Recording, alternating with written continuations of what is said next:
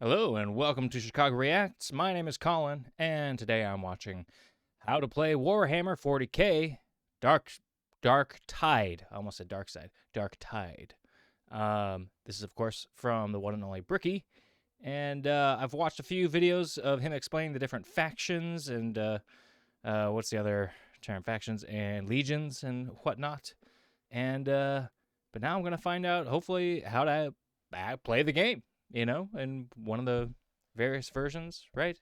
There's multiple versions, right? There's like a tabletop version and like an actual online game version, right? If you haven't guessed, I'm not super familiar with Warhammer 40k, but that's why I'm watching these videos from Bricky. I guess in anticipation for the show that Henry Cavill is going to be in. So, yeah, with that being said, be sure to like, share, and subscribe. And why don't I bring up the share screen here, and let's get into it, shall we? Hello, everybody. Hello, everybody. My name is Bricky, currently being lobotomized for the glory of the Imperium. Oh, no, they botched the surgery. Please help. Please. Welcome, rejects, to... Would a botched lobotomy, like, either, I feel like you'd have to be dead, otherwise it should be successful, right? You're scrambling the brains, so how can you fuck that up unless you kill the person? I don't know much about lobotomies, if you can't tell. That's my question. Not much to do with the game, but let's keep going. To Atoma Prime, I am John Warhammer, and there is a possibility that you have stumbled upon DARKTIDE and thought, wow, this game looks fun. But I don't really understand what's going on here. What is this weird variant of zombies? Why does everything look like a cathedral? Why so much organ music? Who is the God Emperor?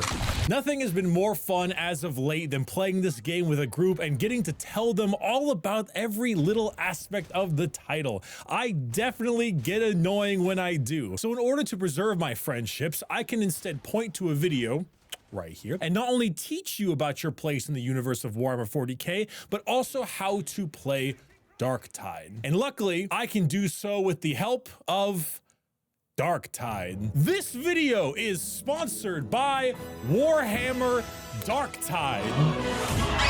Nice. This is the brand new 4-player co-op experience from Fat Shark, creators of the esteemed Warhammer Vermintide games as well. And it is a delightful day when I, John Warhammer, can be sponsored by Mr. Warhammer themselves. So I will show you all how to be a fantastic servant of the Emperor and fight heresy in his holy name. But first, if you want to play anything you see on the screen right now, you can check out DARKTIDE down there in the description and grab it for yourself. It is Nurgle's got me. It is excellent, because if you haven't played the game, the rest of the stuff here might go a little over your head, unless you're just Mr. Warhammer. And if that's the case, then awesome. You're already more than prepared. But if not, do check it out in the description. It is excellent. It is a lot of fun. Would recommend it. Am sponsored? Yeah. Still fun? Yeah. Let's talk. For starters, let's chat lore. Oh, god damn it. Warhammer 40,000 is a sci-fi and fantasy hybrid taking place in the 41st millennium. In this world, hell is real and is a genuine threat to civilization. Humanity was once led by a 10-foot-tall godlike being known as the Emperor of Mankind. And through his strength and genius, led humanity across the stars to conquer a million, yes, a genuine, non-hyperbolic million colonized planets. 10,000 years ago, 9 of his 18 sons led a rebellion that, despite eventually failing, left him a shattered and dying corpse atop a golden throne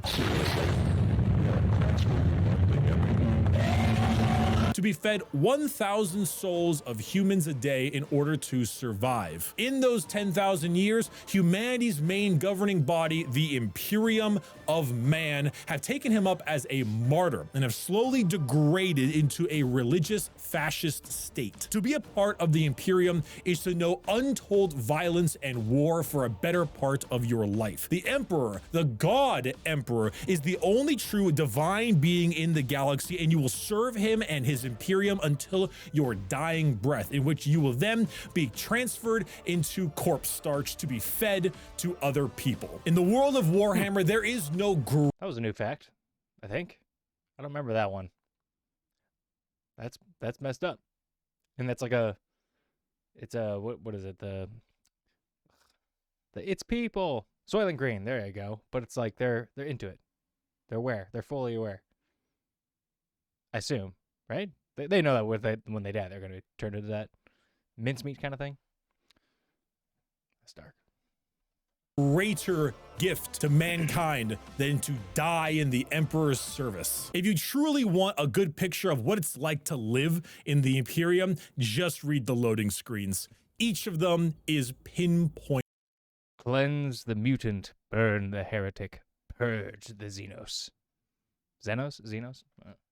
Accurate. Here at this planet, we have Atoma Prime and its major hive city, Tertium. Tertium is a city that holds billions of people and is basically if New York City was multiplied 10 times over and stretched into atmosphere. That is what a hive city is. And hell has gotten loose in Tertium, and one of hell's 4 major gods, the Chaos gods, has sought to infect it for their own game. This Chaos god is Nurgle, god of pestilence, disease, decay, and death. Nurgle has infected this place from the lowest dredges of the working class all the way up to the spires of the rich and powerful. Now, normally, like any good Imperial citizen would, we would bomb it from orbit. But Tertium has many strategic assets that make it worth taking back. Problem is we don't have the manpower to do it with our traditional soldiers. And that's where you come in. You are one of 4 separate classes prepared to be executed for some discretion to the Imperium. Lack of faith in the Emperor, insubordination, dereliction of duty, or maybe just looking the wrong way at a higher up. These all carry punishment of death. But what greater pleasure is there than to die in the Emperor's service? So out of the holding cell you go, and into Tertium you arise to kill the servants of the plague god and to redeem yourself in the god emperor's holy light. First, you must pick your reject. You have 4 total options, with each of them having a variety of playstyles. First and foremost, we have the veteran, a veteran soldier of the Imperium's main fighting force, the Imperial Guard. Guardsmen are hardened soldiers, strong in faith but stronger in martial prowess. Typical Imperial Guard battles use guardsmen as fodder in order to soak up the enemy's big guns to allow them to be blasted with tanks, artillery, and aircraft. You are a veteran in an army with a 90% mortality rate on their first deployment. Fear the old in a profession where men die young. The veteran will operate as your standard, just kind of range damage specialist. You gain bonuses to headshot damage, have extra ammo, and can utilize your main ability to highlight special enemies and do extra damage against them. Every class has a primary weapon, a melee weapon, and a grenade that is specific to each class. Your grenade, as a veteran, is a grenade, but you see, nobody else has that type of grenade. So in a horde shooter, being able to chuck Mr. Bombastic is a lot more helpful than you realize. You aren't the fastest of the classes and your stamina is a bit low, but DARKTIDE is a 50-50 ranged and melee game that sways depending on the class you play. The veteran is saying, good luck getting me to use my shovel. The zealot is the horse girl of the 41st millennium, when you take faith in the Emperor and make it your whole personality. Hoes be asking for men over 6 feet, but skipping on the number of heretics set aflame. You don't know when to shut the fuck up about the Emperor, which one would think ever shutting up about the Emperor is a bad thing. But even the most devout Christians don't get on their knees and praise Jesus when McDonald's ice cream machine was working. The zealot is simply built different. All will unfold as the beneficent Emperor wills. The Emperor demands you die for the Golden Throne! The only true God. The zealot has high stamina, but the same relative health as everyone else. However, you also have a meter called toughness. Think of toughness sort of like a shield before you take actual health damage that is regenerated by being near your other teammates, stacking higher per person. You know what else regenerates your toughness? Glorious melee combat. You know who generates even more toughness in combat? The zealot. You push towards the melee side of that 50-50 split and decide the best way to deal with a heretic is to run at them screaming at the top of your lungs and introduce their face to your blade or chainsaw or hammer. You have large stun grenades, great for crippling hordes, and overall just excel in melee combat, sometimes even getting benefits for being low on health. Because martyrdom is a blessing. Because what greater gift do we have than to die in the Emperor's service? Did he say you get points for damaging your health? Like on health. Because martyrdom is a blessing. Or blade, or chainsaw, or hammer. You have large stun grenades, great for crippling hordes, and overall just excel in melee combat, sometimes even getting benefits for being low on health. Because martyrdom... Huh. That's pretty useful. Not skill. Component to the character. Let's see. Hopefully it goes into like what kind of benefits you get on low health. Because I'm curious to learn about that. You know? Is a blessing. Because what greater gift do we have than to die in the Emperor's service? Health is a social concept to the Zealots. You will run into battle with 1 HP, completely regenerating toughness to make you an unkillable god while simultaneously murdering everything in your path. Now, I mentioned already, hell is real. But one might ask, can you utilize hell for your own gain? Well, the unfortunate Psykers don't get a choice. A Psyker is a special mutation of humanity that allows them to reach into hell, or in this case, hell is known as the warp, to allow for special powers. The problem is that reaching into hell means hell can reach back. And the more you push yourself, the more you reach into the warp, the more problems you're going to have. Also, since you're a mutant, you and the Zealot are just the best of friends. I see how you all regard me, as if I'm something inhuman. Well, I'm glad to be so. Blasphemy! If ye renounce your humanity, ye renounce the God Emperor's light! I will see to the freak. You do know you're touching me? This is Psyker. I grant you that. It's called skill, Zealot. The Psyker is your classic... Man, I just want to say, too, I appreciate the amount of gore and blood that comes out. Like, look at that. That's spurting a fountain of blood from the head getting cut off. That's why you play the game, right? That's why I would play the game. Bring on the violence, the fake violence, that is. You got to take it out somewhere. This is Psyker. I grant you that. It's called skill, Zealot. The Psyker is your classic mage-style character. Rather weak in terms of stamina and health, but absolutely loaded in terms of damage. What keeps you in check damage-wise isn't ammunition or stamina, however, it's your peril meter. The perils of the warp come in many ways, and the higher that percentage becomes, the more problematic it'll become for you. What you get in exchange for this is all manner of psychic powers. The main one is just popping heads of enemies, which does extreme damage, but chain lightning, warp flame, just AoE explosions, you name it. The Psyker has it. Your only downside is your personality. People tell me that all the time. And finally, what if you just don't want to think? Not because you want life to be easy, but because you genuinely don't know how to think. Well, Ogrins may be for you. Ogrins are enormous abhumans that trade any possibility of intelligence for pure muscle. In the lore, the Ogrin you play as has a special chip installed to drastically increase his intelligence. So you're currently playing the smart one. This is our manufactured law routine. This place is ours. Life as Ogrin is simple. You, big man. Little ones, small, need protecting. You do that, and then you break angry smaller ones upon your car lifting muscles. You specialize in tanking damage and crowd control. You do plenty of damage with your own weapons, both melee and ranged, but one would say that isn't your focal point. You can use these gigantic shields to tank damage, grenade launchers to deal with hordes, or better yet, just use your girth. Most Ogrins barely even have infant level intelligence. One of the most famous Ogrins of all time was able to count to the number 4 without an intelligence chip. You may be smarter, but don't think too hard. This is why it's canon for ogre names to almost never be more than 1 syllable. You get powerful titles like Thud, Oof, Grud, Bang, Tug, Thork, Girth, so on. Story time. Someone go. I don't know. I think Thud and Girth are some of the goofiest ones. I like those ones. Thud. goes up to the Ogryn, right? Says, all right, big fella, here's your weapons, right? You got your club, you got yourself your big old gun, and here is called a box of grenades. You take these and you throw them at the enemy. The Ogryn thinks, take these, throw them at enemy. Got it.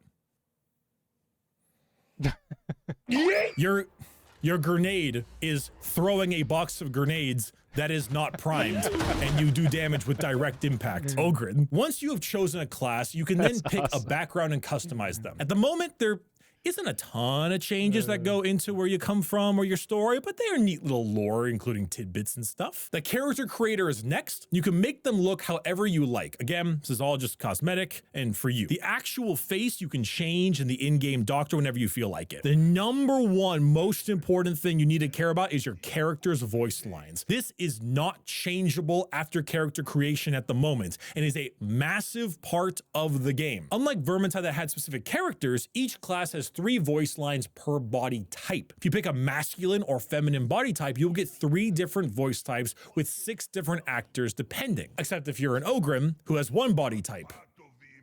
Thick. In Darktide, despite each character being custom with their own appearance and name, the voice lines practically operate as your character's personality. There is also a guardsman voice pack that can only be accessed if your homeworld is Cadia, which also allows you the special purple eye color too, so keep in mind that if you want to use that. The variety in these voice lines is quite high and will really help show the kind of character you're creating. Personally, I judge voice packs entirely on what they say when you activate their special abilities. For example, the veteran have 3, the professional, cutthroat, and loose cannon. Professional is your tried and true strong guardsman. He's a career soldier and generally likable, so his ability voice lines are all pretty standard stuff. Precision fire! Hit him where it's weak! Engaging critical target! The cutthroat guardsman was born on Cadia, which, he's not very happy about his home planet being gone, and he shows it. Move there next time! I'll not have a thing against I'm watching you! Always! Turn your coats, and I'll find ya! Finally, the loose cannon is a fun one, complete with a ton of various mildly comedic voice lines. I personally find the professional my favorite, as it's not bad playing the everyman every so often, but I hear the loose cannon in games sometimes and I think, damn, there's some good voice lines. So, Daddy, why you all so puny? Magic, big man! Lots and lots of magic! This continues with the other characters. The Zealot has various levels of piety. The Psychers are all over the place, including an insane German man or person who thinks the Emperor is their boyfriend and other crazy shenanigans. You are there, aren't you, beloved? It's ever so hard to hear your voice. And the Ogryn is the Ogryn. I can't hear nothing. Funny Slavic Ogryn, angry mad orc Ogryn, or the physical incarnation of 8 Xenos, 8 Chaos, love me Emperor. Simple as. Not sure how I got here. Don't much care. When this is all finally done and I think so far, of all the characters we've learned about, I think I'd want to play as the Ogryn. They just seemed fun. I would be very entertained by the lines they get. Seems very, very goofy. I want to play Thud. Yeah. Anyway. and complete, you may hop into your game, travel around the Morning Star, see all the world, and realize that devotion to the Emperor can even be present through the architecture of starships. When you get to the holomap in the center of the table, you have multiple missions with 5 separate difficulty pips. Don't even think about doing anything above level 2. When I was level 10 out of 30 on my character, I was still mainly only doing level 2s with the occasional 3. So start with 1s. You will want to familiarize yourself with the game as much as you can without too much pain. Each mission will have a rough difficulty time frame of between 15 to 30 minutes depending on difficulty. The main objective is to move from one point to the other and do anything and everything the sassy tech priest tells you to do. I have complete confidence in you. Was that convincing? I can never tell. As you move through the mission, you will do a combination of killing enemies, looting for supplies, looking for currencies, and objectives such as holdout points, auspex scans, objective delivery, and more. When it comes to enemies, Nurgle has certainly blessed quite a few of them, and there are a shockingly high volume of enemy types. You have regular Chaos Cultists and Poxwalkers that make up fodder enemies, with armored soldiers being tougher and harder hitting. You also have Chaos Guardsmen equipped with ranged weaponry that can suppress you and do a staggeringly high amount of damage if left unchecked. But the specials you need to look out for the most. You've got Maulers, Ragers, Volley Gunners, Shotgunners, Tox Flamers, Mutants, Poxbursters, Bombers, Snipers, Trappers, Plague Hounds, Crushers, Bulwarks, and Reapers for Mass Effect. Yeah.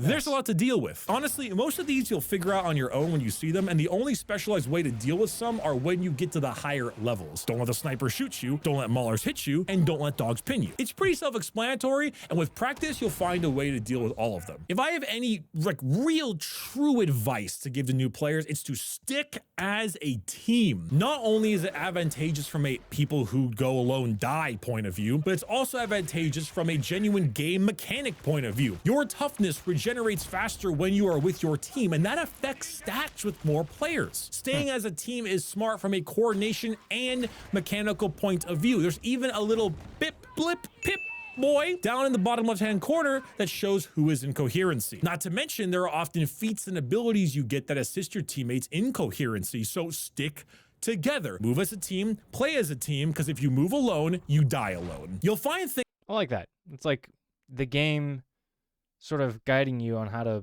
best play, you know? Because it seems like you can separate from one another, but it's best to play together. So that's an interesting little game mechanic there.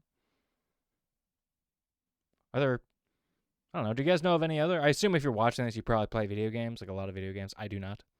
I'd like to get back into it. But anywho,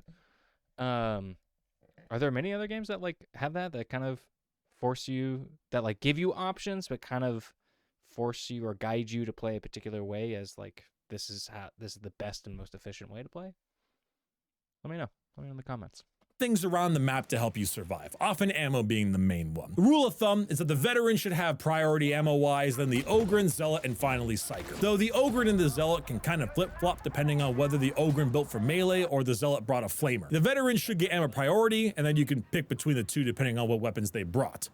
So stop stealing my fucking ammo. If you want me to kill that sniper looking to give you a haircut, maybe don't hog the ammo for your fucking machine pistol, Zealot. Did you just take the fragging ammo again? It was mine! Other than random ammo, you will find med packs and ammo crates. These will be dropped when you want them and then can refill both you and your teammates' ammo or health back to full. Health will go until that little purple bar. What is that purple bar? Well, you see, Nurgle might be convincing with that award-winning smile, but some people don't get convinced easily, so they need to be corrupted. This is your corruption meter. The purple will never be healed when you are healed. The only way to get rid of this is to find the healing stations known as medical servitors. In Warhammer 40k, artificial intelligence is considered one of the largest forms of heresy. Have you ever noticed that when you put down a data interrogator, it has a little human skull in it? That's because it is a human skull with a human brain in it, acting as a computer. Gather around, children, gather around. Papa Bricky is going to tell you about how we make servitors in the Imperium. A servitor is generally a criminal that has been lobotomized, dissected, dismembered, and put back together in a robotic form to serve as a slave for the wider Imperium. Oh my god. I mean, just this image alone, that is horrifying. That is brutal. I don't know what exactly that reminds me of from like other like horror sci-fi stuff, but like I don't even have words for it. That is disturbing. I'm not gonna lie. That's like it almost looks like he's removed like the chest and like scrunched down so that his head is like right on top of his stomach. Like that is, I don't like that. There is a high chance that if you, reject, were not executed for your crimes, you would have suffered this fate. Sometimes the lobotomies are successful. Sometimes, in rare cases, there is an issue of relapse. Station. Functional. Can you take me with you? Please. I am so lonely. Systems.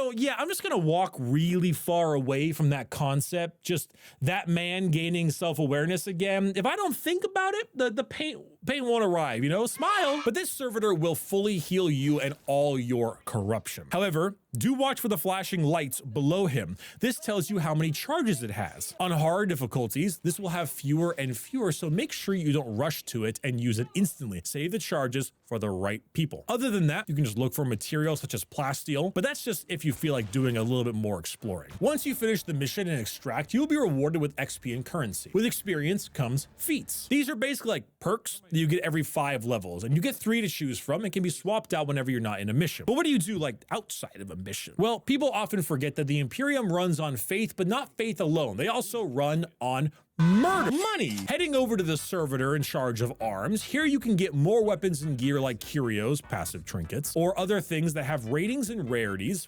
that you can enhance or forge with a tech priest at a higher level as well. The higher your level, the more feats you get, the more curio slots you unlock, and the more weapons you have access to. A veteran may just start with the las gun and auto rifle for their ranged weapons, but with time, you might get other variants, styles of las gun, or even bigger, chunkier things like the bolter or the hot plasma gun. And from there, you're off to the races, my friend. With levels comes upgrades. With upgrades comes weapons. With weapons comes contracts. And with contracts comes upgrades again.